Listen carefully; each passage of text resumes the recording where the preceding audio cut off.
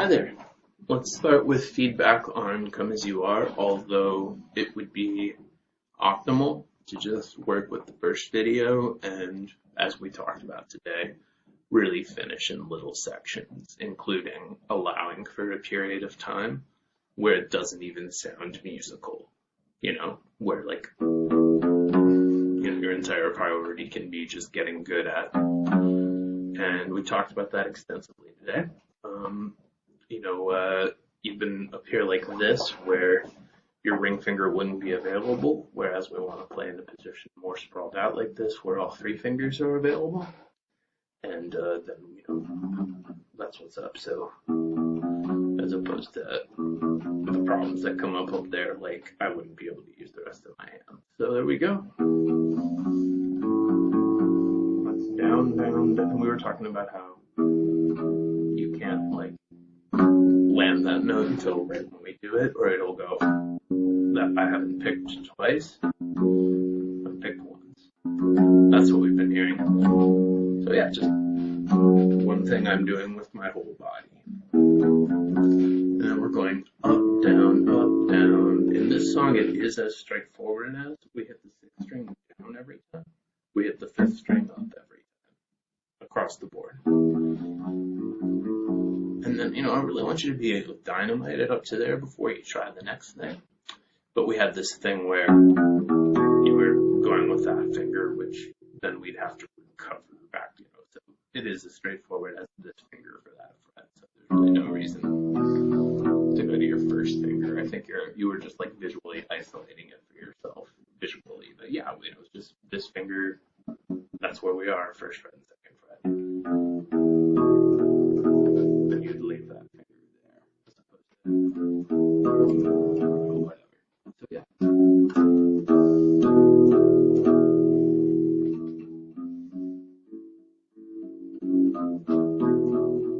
Okay, cool. And then our extension of that was work on page order, where we are at the third fret. Second fret, third fret, fourth fret.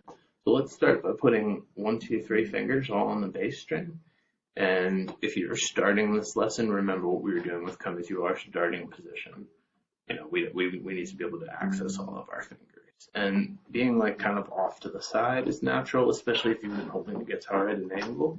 So we see now that being in good position and using good technique is really it would be non-functional to do it another way. So yeah, my thumb's like this. We only have 2 thumb positions, classical, dead center for reaching, and then this one for first position chords and so forth. Cool. Day tripper. Great, so before we do anything if you just isolated and worked on the same thing that you did in Come As You Are, with it not sounding like right at the same time. So just let those 3 notes be what you use to work on that for these 2 fingers. You've already worked on it for Come As You Are. Great, so then we're going to actually bar 2 strings, which involves bending our hand the wrong way. At first, you're going to feel like you want to bunch your entire hand up on it. You might actually have to. To get this, the last one's an open note. So, section 1, section 2, so it's just first finger, and then no fingers. So this open note gives us time to get back to the next shape of the song, which is a power chord. We learned that for the first time today. And it's a root and a 1, 2, 3, 4, 5. Cool. So after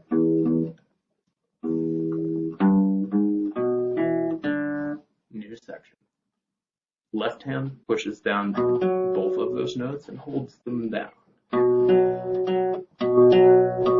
Just back and forth. There's no point in going.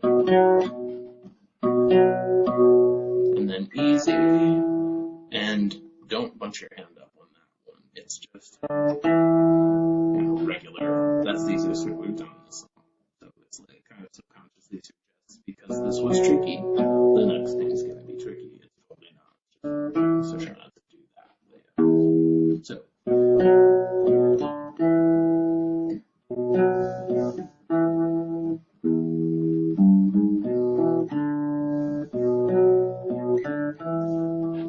please, when you're moving through this, allow for a period of time where you pause every time you need to pause and work in little sections. And we take all priority off of playing it in rhythm and making it sound like the song. This is the part where we memorize it. This is our best bet for freeing up enough headspace, conscious focus to actually succeed in what we're doing. So that's what we really need to do. Hey, here's some good news in that song. After 4 of these, or 2 of them, or whatever, this happens. Which is the exact same hand movement, and I mean exactly the same, everything the same. Just instead of starting on the 6th string, it starts on the 5th string. Everything else is the same, so you basically just pictured it like this string didn't exist, and played the same thing. You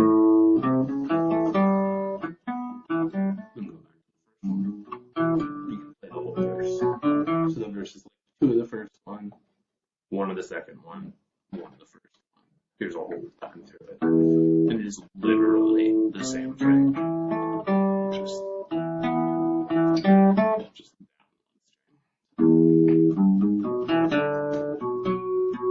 second one. Switch. And back. And then the chords to the chorus are actually like bar chords that are hard, so that's why we're not doing that. We just did this to have now there's my 3rd finger, and instead of just, we've got 1, 2, 3 strings that we're operating on. So the next step after working on Come As You Are.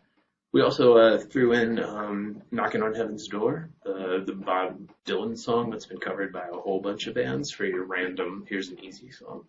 G, D, A minor.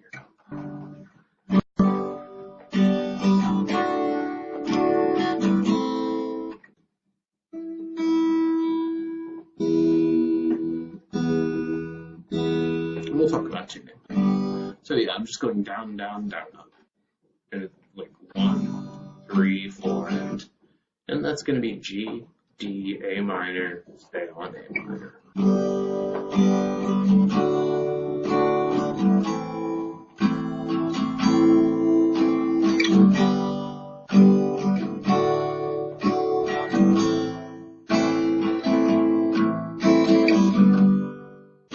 So there's your freebie and also work on additional song. But yeah, you really want to be doing these things to completion before moving on. That's our strategy for actually getting good at guitar, and everyone's inclination is to move on prematurely from this to that because it's more fun.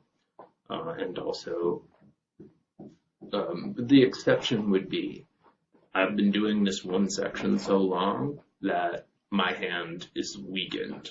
It's like doing the same muscle group over and over to where it doesn't even make sense to do more times of the little section you've been working on, and you might want to switch to something that's drastically different. Like if that happens when playing notes, maybe you just switch to chords, vice versa. So that's the exception when you get to I've done this exact thing so many times that part of my hand is now too weak to do it, but not stopping when it starts to hurt.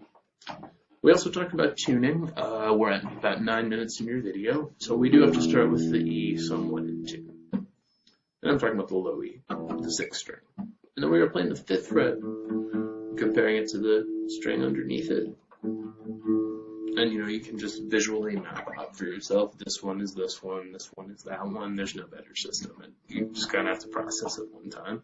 Same thing here. So never turn the pegs when there isn't something in your ear, like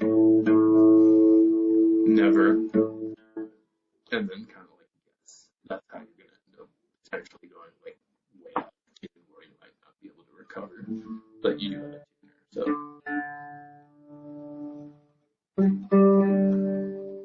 I'm tuning. Then now we get to the string, the 3rd string. the G string, where we go to the 4th fret. And those are very different thickness in the strings, so that's right, even though it kind of sounds like they're different notes. And then back to the 5th fret for the 1st string. So there you go. Great, so there it is if you're camping or something, but then you just have the tuner. Everybody has a tuner everywhere. You've got a tuner on your phone. But that's how you do it. We can also talk about how to change your strings when we get to that. And I will see you very soon. If I remember correctly, we gave you extra work with Hey Joe last time, which has a whole bunch of chords in it. So if you run out of work, that would be just a reminder that that's the other video that was attached to your first lesson. Try to work in little sections and honestly finish as you go. Otherwise, it's just too much to process all at once. It won't always be that way. That's the deal, you know? Like I was saying a bunch today, it's like we're gymnasts who are just learning gymnastics for this, you know? And that's the deal. So just like a gymnast would learn like rudiments and fundamentals and do them over and over until it started working, and only then move on to more advanced concepts. We're at a parallel point in your gymnastics of the hands process of learning. And we just need to embrace this part and know that it'll get cool fast. Yeah, and, you know, revisit how to hold the guitar, of course. This is all, you know, it would benefit you to watch that video and just whatever seems intuitive, be sure to hold the guitar correctly. I'm not quite sure what your brother meant about, or boyfriend, brother, sorry, meant about just use your hands. That's something that works for him. And we do play plenty of fingerstyle stuff, and there's things you can do both ways, but we definitely, when we're playing single notes, we want to have down and up, you know. When we actually got into playing fast, you know, it's a good tool for I'm exactly playing notes, or I'm exactly strumming. Then there's a lot of in-between territory. So yeah, there's a lot of guitarists who successfully play just with their fingers, or always use a pick. But at some point, there would be tremendous limitation with that.